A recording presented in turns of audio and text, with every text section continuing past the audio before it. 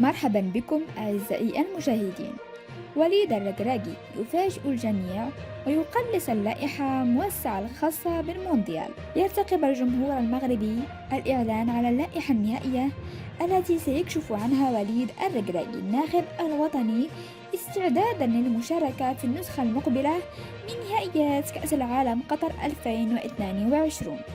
خاصة بعدما قام بتقليص اللائحة موسعة التي كانت تضم 55 لاعبا إلى 43 لاعبا مرشحا لحضور نهائيات العرس العالمي. ويخوض المنتخب الوطني المغربي لكرة القدم غمار النسخة الثانية 20 من كأس العالم مقررة بقطر في الفترة ما بين 20 نوفمبر الجاري و 18 دجنبر المقبل، بطموحات تتجاوز سقف مشاركته في سابقتها الخمس،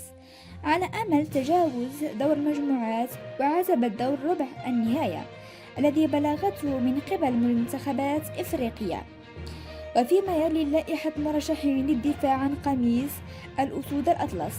ياسين بونو، منير محمدي، محمد رضا التقناوسي، أشرف حكيمي، نصير مزراوي، فهد الموفي، يحيى عطية الله، حمزة الموساوي، رومان سايس، أشرف داري، سامي المايي، نايف أكرد، إسماعيل قندوس، أمين فرحان، جواد ياميق، سفيان مرابط، يونس بالهندا، عز الدين أناحي، سالم أملاح، فيصل فجر، عبد الحميد صابري، أيمن حسوني، حكيم زياش، سفيان رحيمي، بلال خنوس، أسامة الصحراوي، إلياس شاعر، أمين حارث، سفيان بوفال، عبد الصمد زلزولي، زكريا أبو خلال، بنجامين بوشواري، يحيى جبران، أيوب الكعبي، يوسف النصيري، منير الحدادي، يوسف العربي، منير شويعر، ريان ماي، عبد الرزاق حمد الله، أمين سلامة، أمين عدلي، ووليد شديرة.